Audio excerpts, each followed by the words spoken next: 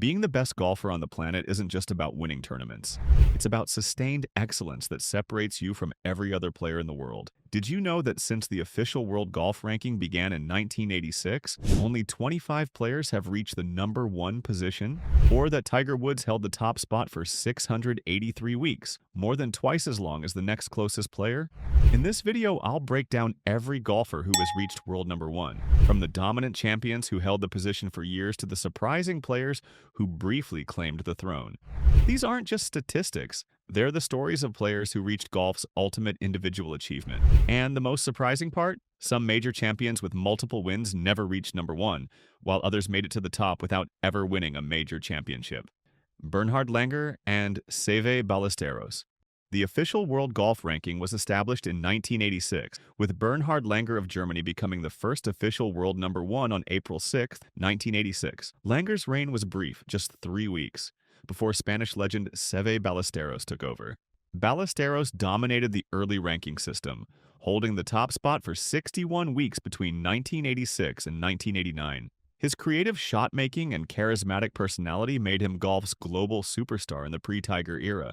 Despite his brilliance, Seve's time at number one was interrupted by Greg Norman, who would become the ranking's first truly dominant player. What many don't realize is how primitive the early ranking system was. Initially calculated manually using basic computers, the rankings considered results from just the previous 3 years with a heavy emphasis on recent performance. This created more volatility than today's system, which spans a 2-year period with a more gradual reduction in point values. The Norman era. Australian Greg Norman became synonymous with the world number one ranking during the late 1980s and early 1990s. The Shark held the top position for a total of 331 weeks, a record that would stand until Tiger Woods came along. Norman's first stint at number one began in September 1986, and he would trade the position with Seve Ballesteros several times over the next few years. What made Norman's dominance of the ranking particularly remarkable was that it came despite several heartbreaking losses in major championships. While he won only 2 majors, the Open Championship in 1986 and 1993, his consistency across all tournaments kept him at or near the top of the rankings for nearly a decade. Norman's final stint as number one ended in January 1998, by which time a new generation led by Nick Faldo, Fred Couples, and eventually Tiger Woods had emerged. Despite his relatively modest major championship record, Norman's 331 weeks at number one remains the 3rd highest total in history. The brief reigns: Couples, Price, Els, and Faldo. Between Norman's dominance and Woods' emergence, several players had significant but shorter reigns at number one. Fred Couples became the first American to reach the top spot in March 1992, holding it for 16 weeks after his Masters victory. His laid-back personality made him a fan favorite, but back problems prevented him from sustaining his peak form. Zimbabwe's Nick Price had a dominant stretch in the mid-1990s, winning the PGA Championship in 1992 and 1994, and the Open in 1994. His precision iron play and consistency earned him 44 weeks at number one between 1994 and 1995. South African Ernie Els first reached number one in June 1997 for a single week, and would return to the top spot for brief periods in 1998 and 2004. Despite winning 4 major championships and having one of the most admired swings in golf, Els never dominated the ranking system, holding the top spot for just 9 weeks total. England's Nick Faldo had several stints as number one between 1990 and 1994, totaling 97 weeks. His methodical approach and mental toughness made him the dominant player in major championships during this period, winning 6 in total, 3 Masters and 3 Opens. The Tiger era. Tiger Woods redefined what dominance of the world ranking meant. After reaching number one for the first time in June 1997, just 2 months after his historic Masters victory, Woods would go on to hold the top spot for a total of 683 weeks, more than 13 years combined. Woods' most impressive streak came between June 2005 and October 2010, when he held the number one ranking for 281 consecutive weeks. During this period, he won 10 major championships and seemed untouchable at the top of the game. What made Woods' dominance of the ranking so remarkable was the margin by which he led his competitors. At his peak in 2000 to 2001, Woods had more ranking points than the second and third ranked players combined.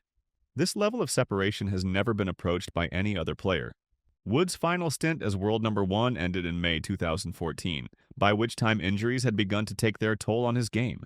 While he would make a remarkable comeback to win the 2019 Masters, he never returned to the top of the rankings. If you're enjoying this breakdown of golf's elite players, make sure to hit that subscribe button and turn on notifications right now. I'm constantly diving into the stories and statistics that reveal what truly separates the greatest golfers from the merely great. Drop a comment below telling me which world number one you think was the most dominant relative to their era, and I'll share some insider details about how these players approach the mental game differently than their competitors. Now let's continue exploring the players who reached the pinnacle of the sport after Tiger's dominance. The post-Tiger rotation.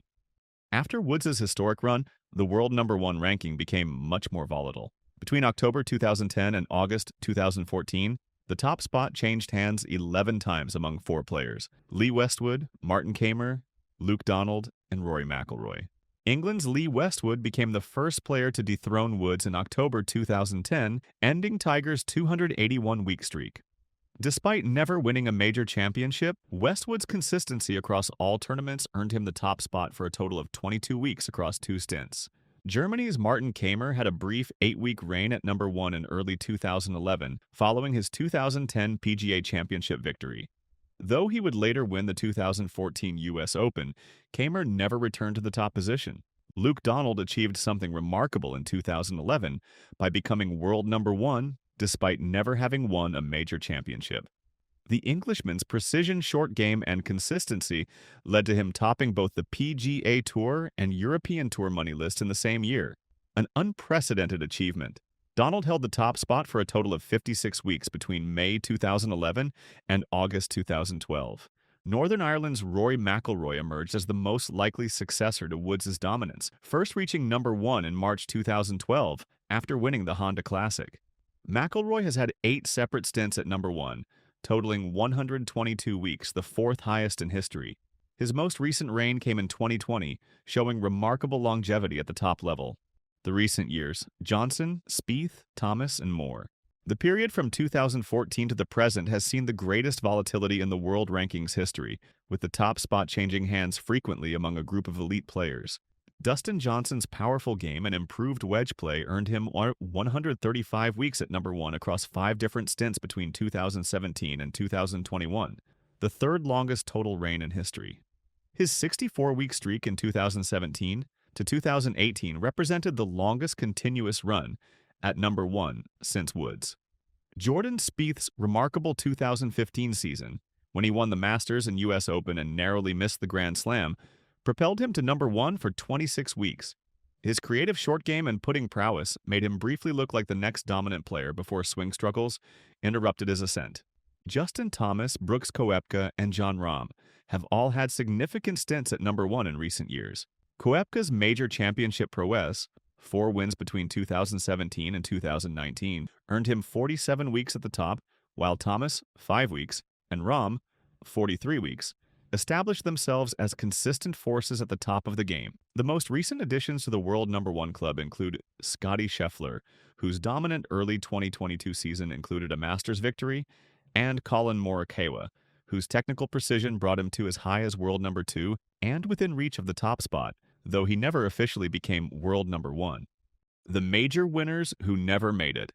Perhaps as interesting as the players who reached world number 1 are the major champions who never made it to the top spot.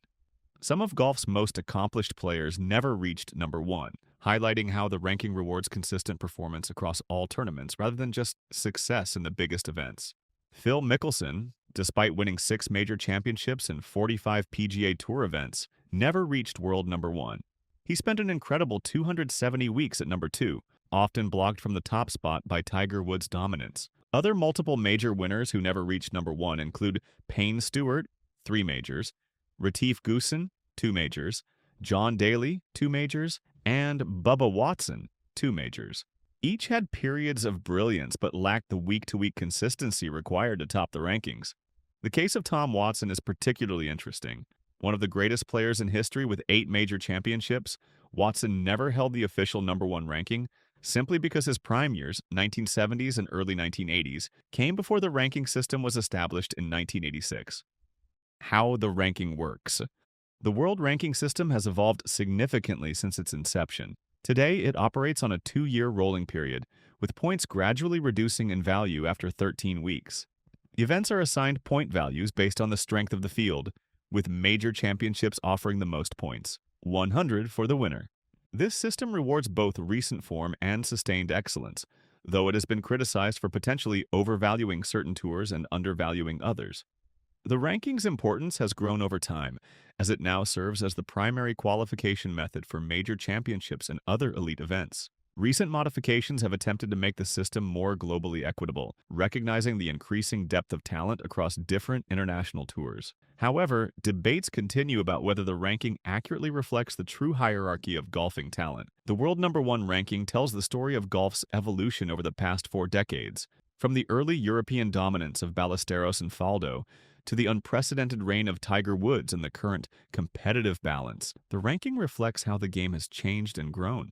What makes reaching world number one special is that it represents excellence sustained over time, not just brilliance in a single week or tournament. The 25 players who have reached this pinnacle represent golf's most elite club, those who can claim, at least for a moment, to have been better than everyone else in the world. As the game continues to globalize and new stars emerge, the world ranking will remain the ultimate measure of sustained excellence in golf. While major championships may create more memorable moments, the number one ranking remains golf's most exclusive achievement, one that only the truly exceptional can claim. If you enjoyed this breakdown of golf's elite number ones, make sure to hit that subscribe button and turn on notifications. I'm constantly diving into the stories and statistics that reveal what truly separates the greatest golfers from the merely great. Drop a comment below telling me which player you think deserved to reach number one but never made it, and I'll see you in the next video.